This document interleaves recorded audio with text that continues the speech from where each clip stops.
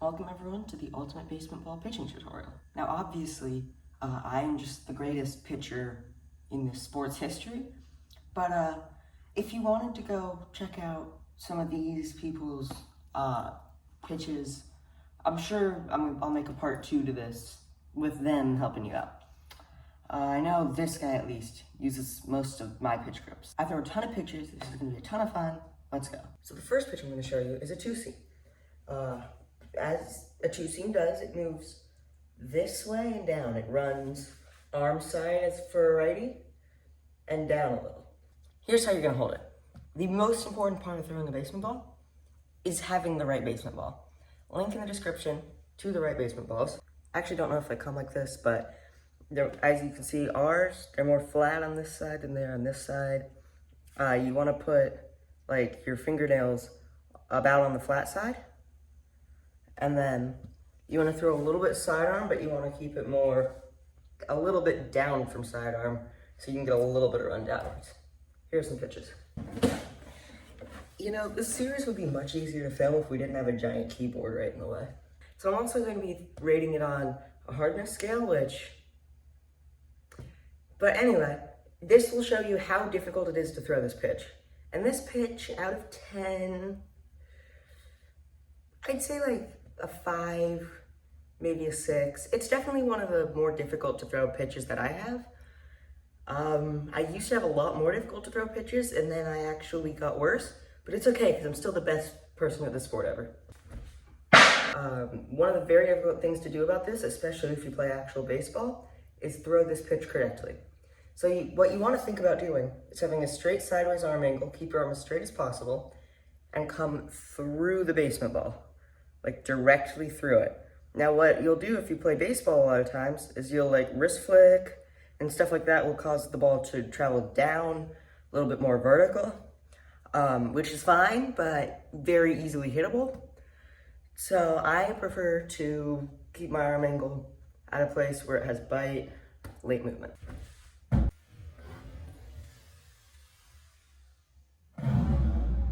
Oh yeah. Oh, yeah. Hopefully you saw that movement. And yes, I'm a bad content creator. I forgot to turn the lights on.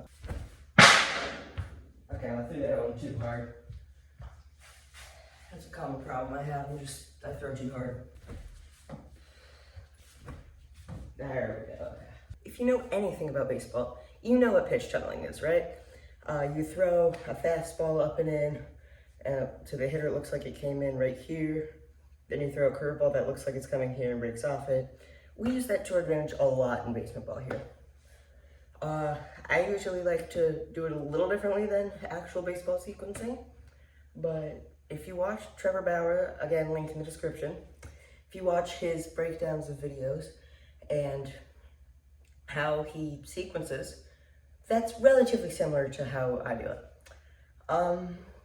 I do like to throw this pitch when I'm ahead in the count, but only because I don't have too much confidence in it. You gotta develop which pitches you like the best. This one, I can throw a strike with it, but I don't know if I'm getting enough movement to miss barrels. God, that fly is so annoying. See, the last one is Jerisa-san and Jerisa-san.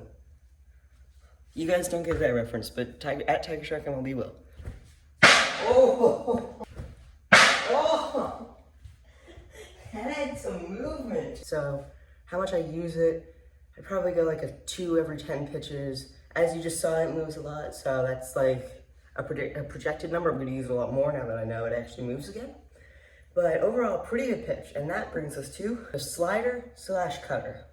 So, this is my favorite pitch to use. My usage is like a 6 out of 10 for this pitch. I'm gonna hold it. Again, that's like the flatter side. That's the other side. Dig your pointer finger, not too hard, but just enough to get a little grip on the basement ball. You want to dig it right about there.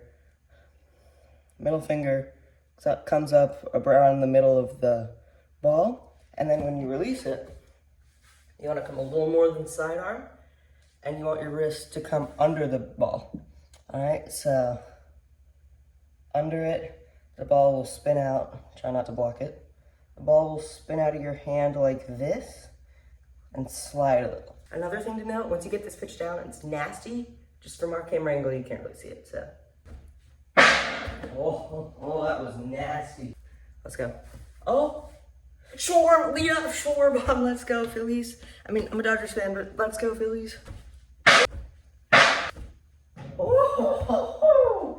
Oh my God. The hardness scale, I'd say this is about, also when I say hardness scale, can you overlay like the thing for like how hard a rock is, like diamonds is 10, and I'd say this is like a 3 out of 10. It's very easy once you know how to throw it and get reps with it, but I don't know, I find it really easy. I've also been throwing this pitch for like a month, so I'm trying to think back to when I first learned it. I have a very good understanding of how these balls move, so I know how to perfect pitches. I know a lot of you guys may not have that, but still, pretty solid pitch, pretty easy to learn. Forkball. Hardness scale, 1. Really easy to use. The opposite of hard to throw. Remember the cheesing grip from earlier? If you don't remember, flat side, that side. Feel around until you have a position you like. Hold it just like that. Pinky, not involved, I just have that there. And then this pitch is really easy. All you gotta do is release from under here. Now I usually release from about here, just so it has a little bit of horizontal run arm side. But you can go all the way down, it'll go straight down. The more you come up with it, the more it'll have horizontal run. It's just a good pitch to play around with. Oh my God.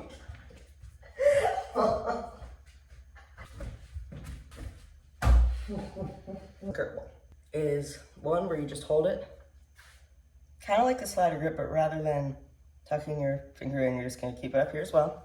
Throw it like a baseball curve. Overhand, get the hand out towards the plate, right? But you're gonna wanna throw this one a little up, and even if you throw it a little up, it's gonna start up and then bounce. I'm doing this during the first game of NLDS's, when Tiger Shark's having his first ever live stream. A lot's going on right now. I'm just making content for you guys. So as the best pitcher you can ever learn from in the sport, make sure to go ahead and like and subscribe, please.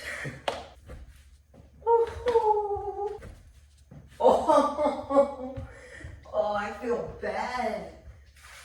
I just violated the hitter. Oh my God. Oh. Oh.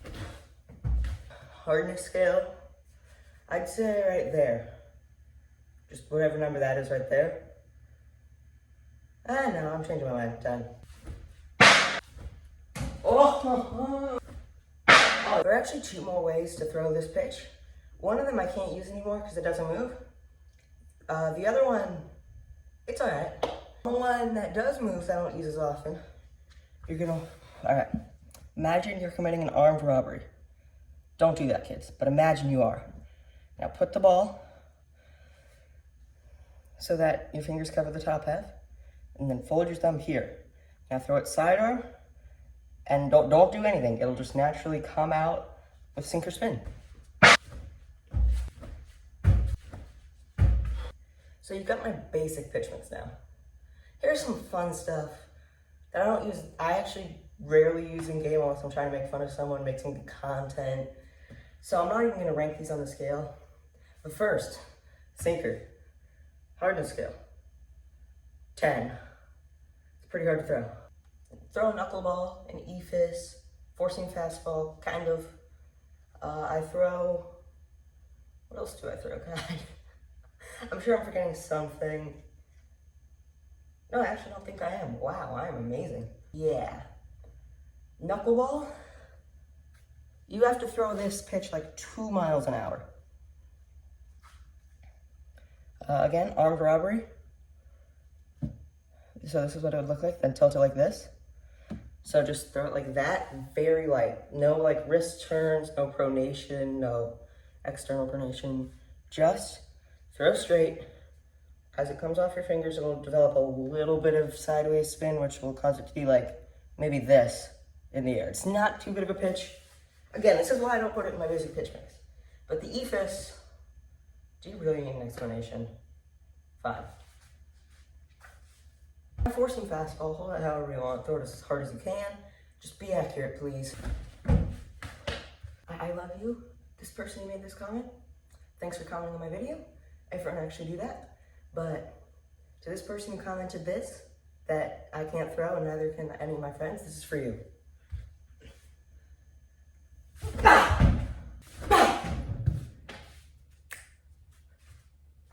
I topped out at 60. Beat that. Anyway, thank you guys for watching. If you want to see more content, click here, click here. Otherwise, subscribe on your way out. Peace. Sorry, Sambucha.